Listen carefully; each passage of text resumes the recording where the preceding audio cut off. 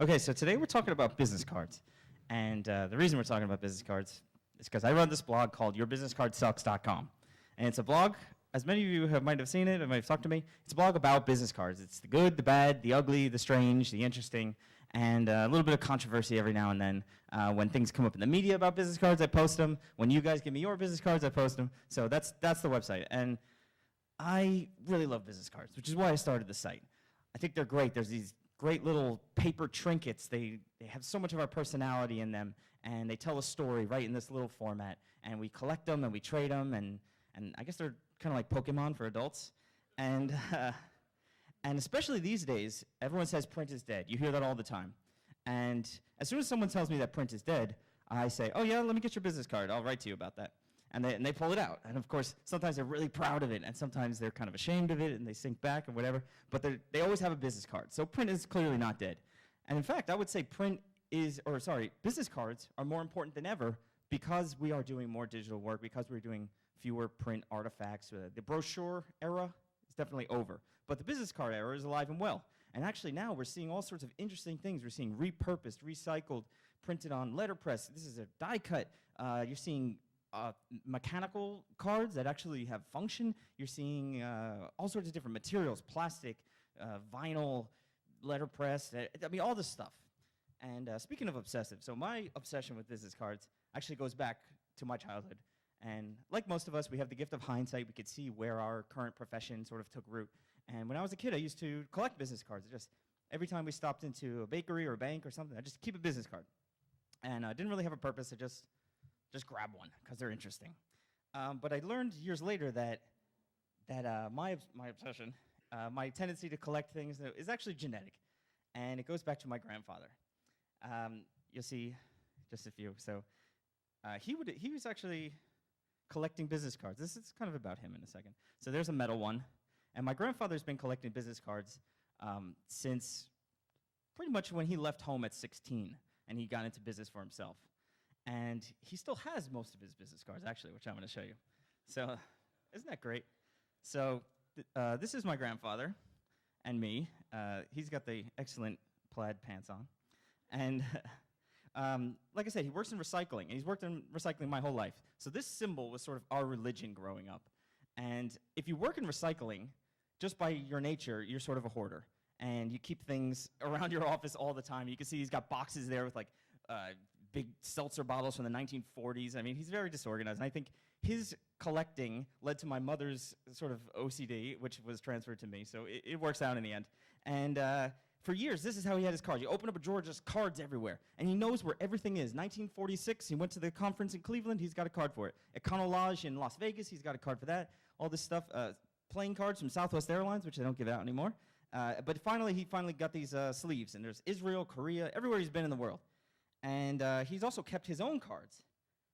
Hang on, did that work? He's kept his own cards, too, with the ones with his name on it. And this is what I'm going to show you now. So watch for the typography changing, also the emergence of zip codes, cell phones, and things like that. All right, I'll start with this one, right? Yeah. Okay, this was in 1945, where I had the engineering company. Mm-hmm. Okay. And triplex aluminum started earlier, but I didn't get involved with triplex until about 1953. Okay, cool. And I had triplex until glass guard, and glass guard was in 1968. All right. And then we built the building in 1969-70. So by then you were up here, and not in Brooklyn anymore. And then I started the recycling in 1975. And then I opened a New York branch in 1977. Mm-hmm.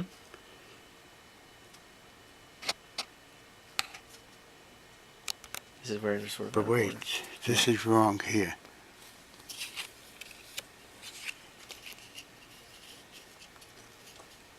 Okay. In 77, we moved to North Oxford. We opened up a new plant in North Oxford.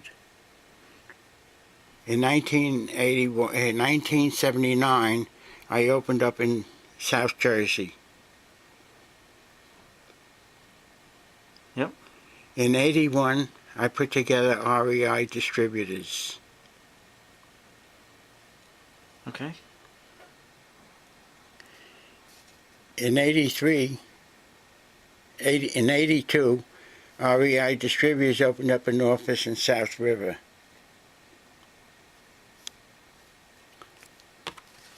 And then we built a plant in Newark and other things. Okay. In 85, REI Distributors moved to Somerset, New Jersey. In 88, I built a plant in Ontario. In 85, REI Distributors moved to Franklin. Oh, that's the cards for Franklin. Okay. In 89, we built an operation in Flint, Michigan. That was in 89. In 96, we moved to Somerset. We formed REI Distributors, which was a PureTech corporation. Mm-hmm. So wait, did PureTech, was that another company and they merged? PureTech, REI Distributors bought PureTech in 91. Okay. And this was a continuation of the recycling business in Massachusetts and New Jersey. In 96, PureTech built a plant in Grand Rapids. In 92, we built a plant in Livonia, Michigan. Mm-hmm. And this is PureTech again in Somerset. These two cards are the same. All right.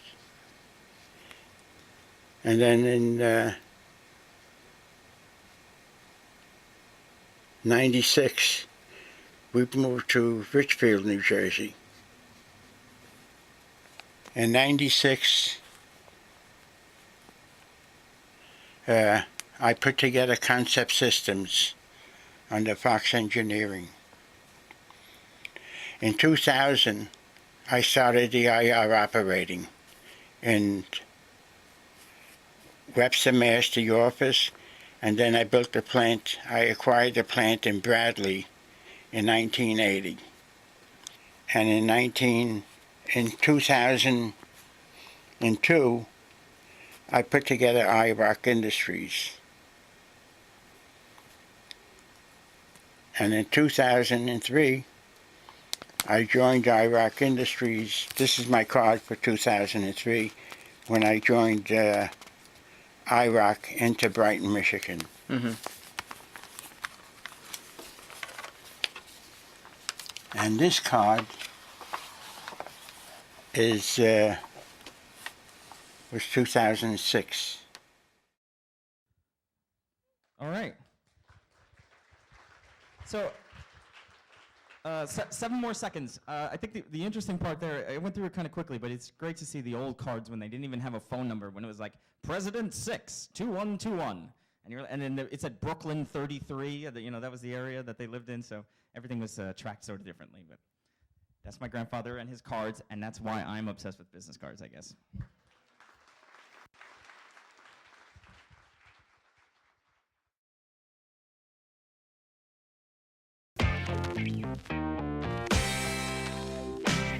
So this spring, I started a project looking at income in the United States, and I fundraised through Kickstarter. And what I want to show to you today is a couple of the infographics I've created looking at the income distribution today, 30 years ago, and some of the occupations of the very highest income earners in the U.S. So I want to first start by explaining what data I'm looking at, and this is essentially your tax returns. Every year you file a tax return explaining to the IRS how much money you made, basically salaries, wages, any sort of capital gains. And two economists, all right.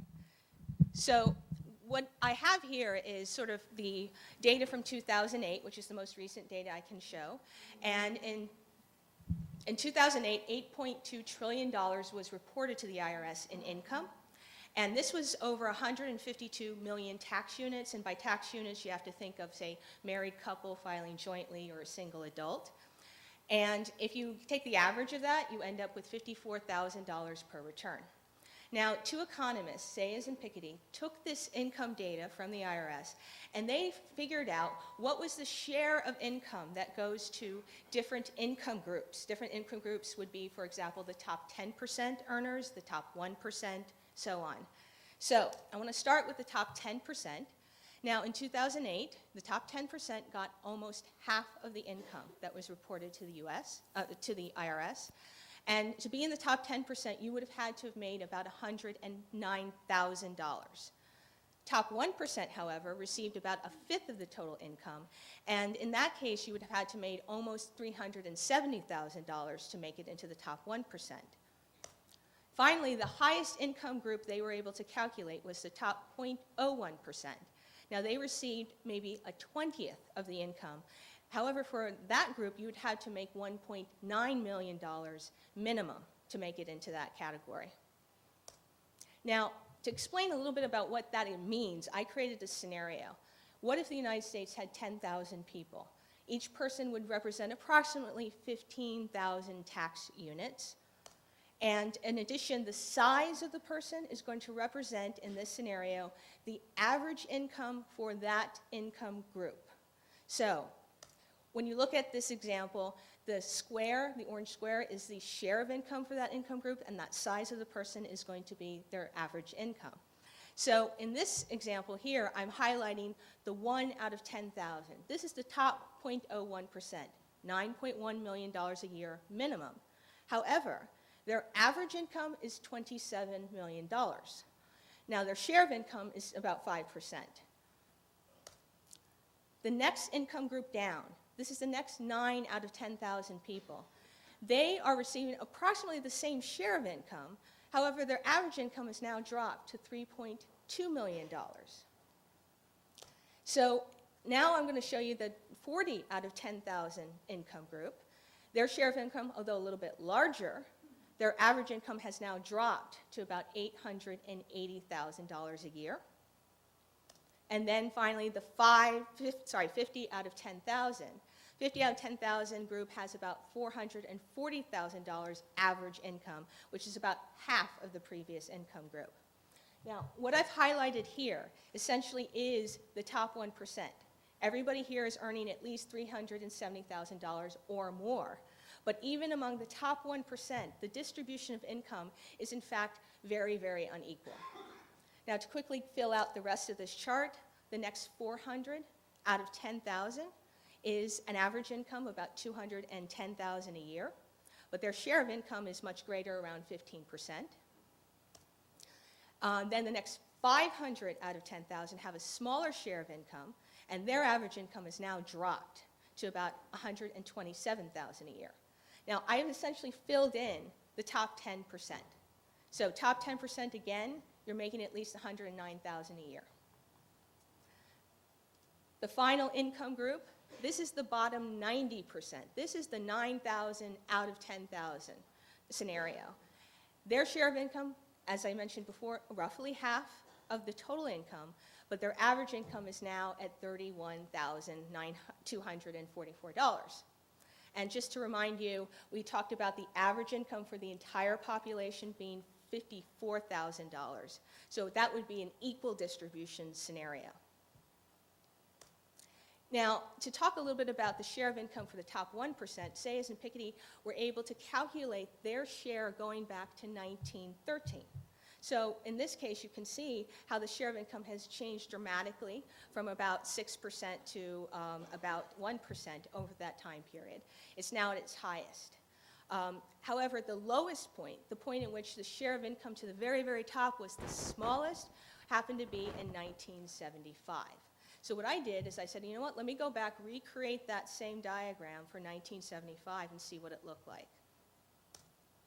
And this is what I got. So just to point out, at the very upper left-hand corner, that little orange rectangle, that 1 out of 10,000 scenario, their share of income in 75 was 1%, and their average income was only $3.2 million. That compares to 2008, where their share of income has grown to 5%, and the average income is at $27 million. In addition, I want to highlight the fact that the top 1% and the top 10%, their share and average income has dramatically, was much less in 1975. To finish this up, I want to talk a little bit about the occupations of these very high income earners. This is the same data set. This was calculated by another set of economists, Bakaja, Cole, and Heim. And they were interested in looking at, basically what are the occupations that are earning these very, very high incomes. So when they went back to look at the data set, they ended up looking at the top 0.1%. So we're talking about the people making $1.2 million a year, and they're focused really on the salaries and wages of those people. And I've graphed here a very simple, top 10 occupations for this group of people. The top occupation was executives, managers, and supervisors, non-finance. They're about 40% of all the people in that category. Finance professionals come in second, around 18%. Lawyers, medical professionals. There's a working non-deceased category, real estate, and then I highlight the arts, media, and sports, which I can sort of consider the celebrity category. Then finally, entrepreneur, computers, math engineers, and business operations. Again, all these people are making at least $1.2 million a year. So, if you're interested in seeing more of my work, I have a blog, visualizingeconomics.com. You can also sign up to find out more about my project, An Illustrated Guide to Income in the United States. Thank you very much.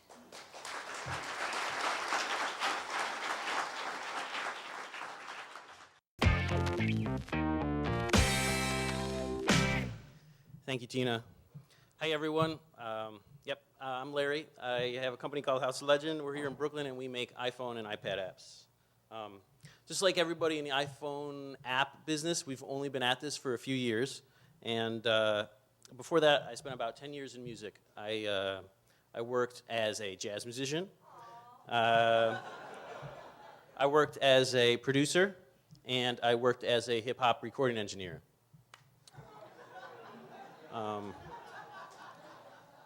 About 5 years ago, the music industry started to go down the tubes. So I realized I needed to make a change.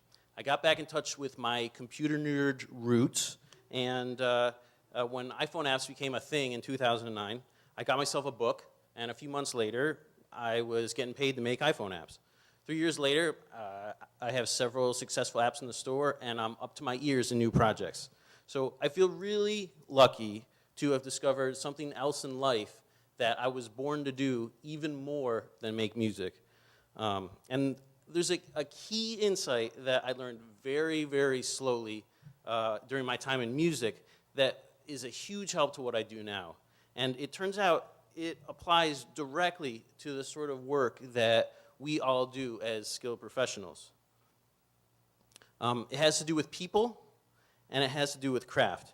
And by craft, I mean your trade, your passion, your super, totally badass skills. And that big insight is that people are more important than craft. And before you kick me off the stage, let me assure you, I am one of you. Believe me, I did not come to this perspective easily. To start with, I am a perfectionist, and I'm somebody who admires mastery of craft to a fault. What's more, I'm a huge introvert, so if all the people go away, I'm totally happy. More craft for me. All of these qualities are things that really help early on when you're starting out. I must be bumping this here. So take a look at this transcription of a John Coltrane solo. I mean, look at that. Music is hard. Now take a look at this studio equipment. I mean, look at all those knobs. That stuff is complicated. Now, most people take a look at the kinds of things that we all do, and they say, no, I'm not going to do that. That looks way too hard. I think I'm going to do something else. But like me, you went and did it. You got in there, and you got good at what you do. And because mastery of music was so difficult for me to come by, I thought that it was the most important part of the job. Along the way, I eventually learned that there's something much more important, and that's people. So it started with one of my teachers in music school.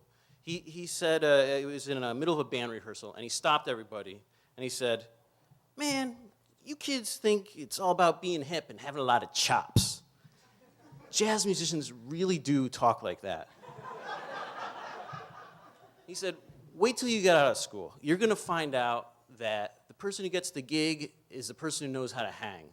Nobody hires you because you're the best musician. They hire you because they hire that guy, he's got a car, and he can get his own damn self to the gig. Now, I didn't really believe it at the time. A few months later, though, my band leader, I was on a summer cruise ship gig, and he said to me, Larry, I know piano players who are better than you. I hired you because I knew I could tolerate you for 3 months on a boat. And the same thing happened in the studio. When I started, I was focused on the equipment. And my new boss said to me, look, 95% of this job is just dealing with people. And the other 5% is knowing what to do when something breaks. And don't get me wrong, mastery is essential. I played my hip-hop beats for a big-time manager once. And he listened to them and he said, well, your beats, they're good. But they need to be undeniable. The problem is that hyper-focused intensity that you need to go through to get your stuff undeniable starts to be a liability. The problem is the big challenges, they're out here with the people, not in here with the little tiny details. So if you don't switch your mindset, then you miss a big picture. And back in the studio, I realized that my clients weren't really hiring me because I was so badass at turning those knobs. They were hiring me for other reasons, mostly because I could guide them through the creative process. Now, replace bass player with client, drummer with programmer, singer with corporation, and you've got yourself a conference call. Charlie Parker is famous for having said, supposedly, you learn everything you can, and then you just forget it and play. Ironically, embracing that fact is the only way to fully master your craft. After all, there is really no such thing as craft for craft's sake. If you're not doing the people part, then that's a part of your craft that you're neglecting. Now, here's the final catch. There's Charlie Parker. All right, the bio of a jazz musician or a kung fu master traditionally goes like this. 1, achieve complete and total mastery over a period of about 50 years. 2, forget it all and be one with the universe. 3, profit. Now, 500 years ago or even 50 years ago, this was a totally reasonable approach. The problem with this formula nowadays is the world completely flips on its head every 1 to 2 years. So, especially in the fields that we're in. So we need to revise the schedule. 1, achieve complete mastery. 2, lunch. 3, be one with the universe and the people on your afternoon call. 4, resume complete mastery. 5, repeat. So John Coltrane was a legendary for making this sort of context switch. He'd go out in a club and he'd play a set of the most beautiful, moving music. Then in the break, he'd go back to the dressing room and practice before returning to the stage to play more deep, beautiful music that touched the people in the audience. In the end, we need to master our craft and then get over it and focus on the people. By embracing this duality every day, we improve while remembering what's important. It keeps the journey interesting, and that's good because it takes a lifetime.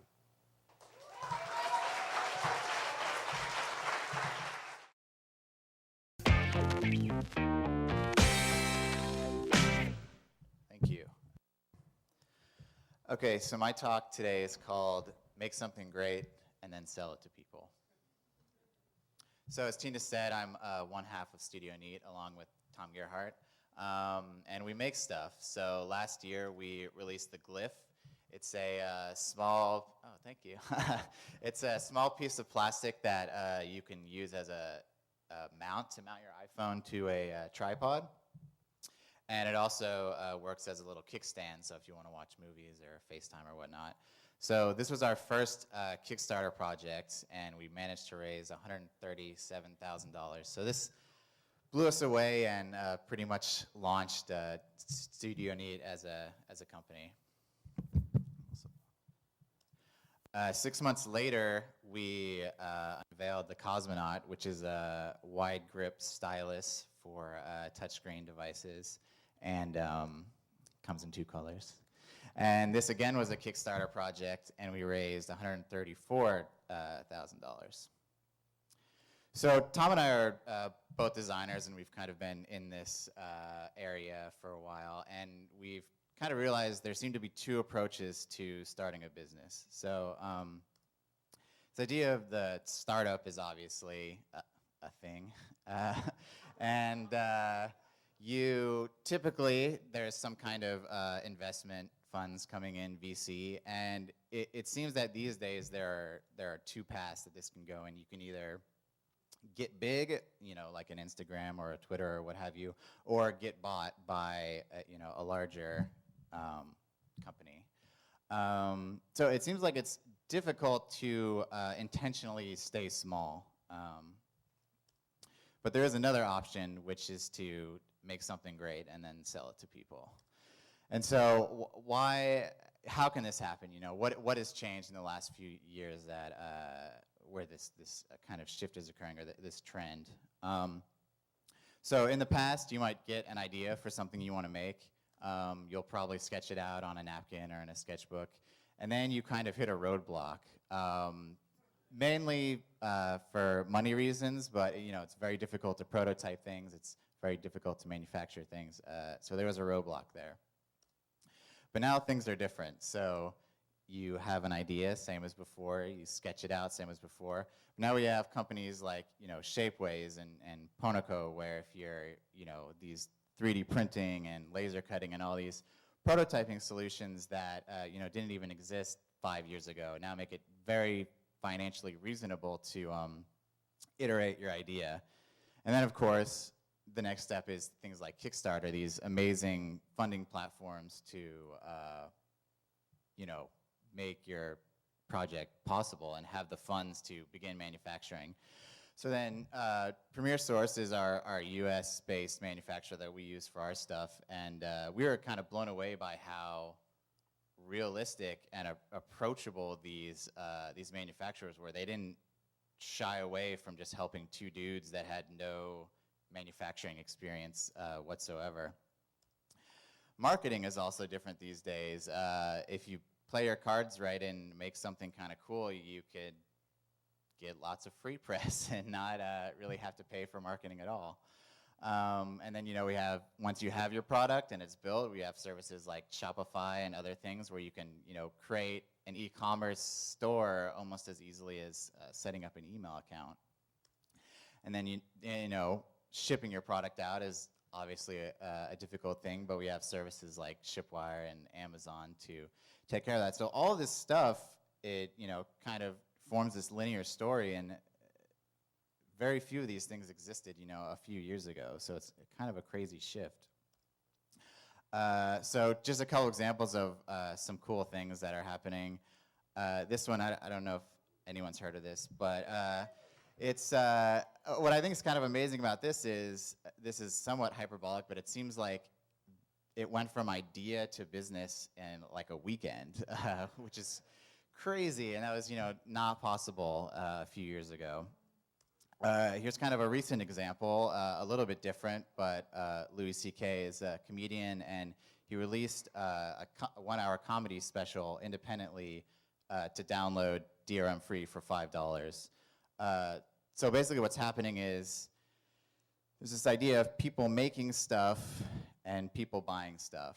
And in the past, there's a bunch of friction in between those two things, and a bunch of clutter, and a lot of people and things. And now there's a shift where the people making stuff are just connecting directly with the people buying something, and there's something very satisfyingly simple and elegant about that.